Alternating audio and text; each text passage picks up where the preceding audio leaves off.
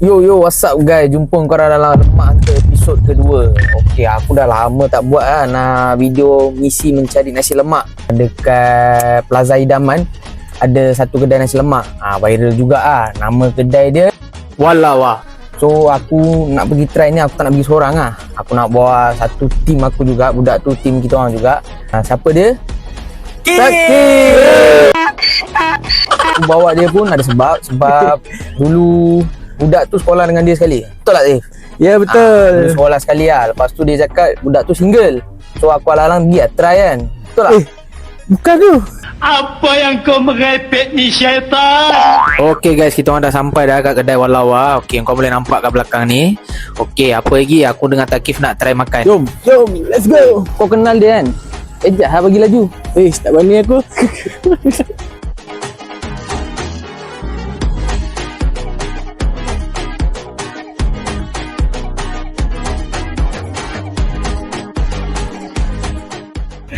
Okey, kita dah beli nasi lemak Walawa ni.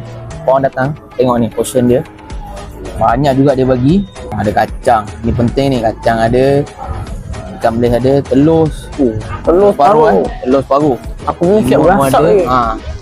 So, korang nak try makan dulu. Okey. Okey. Min. Siapa dia je? Okey. Nasi lemak dia memang sedap. Tak tipu, memang cakap betul, memang sedap. Kacang dia ada, telur ada, semua ada, memang cukup Dia ada dua sambal, pedas dengan yang tak pedas Kau ambil yang tak pedas, sebab aku tak berapa minat pedasnya. So memang sedap gila. Bukan tipu, memang sedap gila.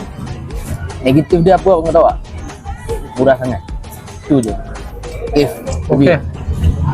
Pada yang betul-betul lapar, aku suggest kau beli lah. Yang negatif ni apa? Korang tak cuba lagi. Korang buat ni cuba. Okay guys, kita orang dah habis makan Memang sedap gila, kenyang So, jumpa korang dalam episod akan datang Lemak Hantar.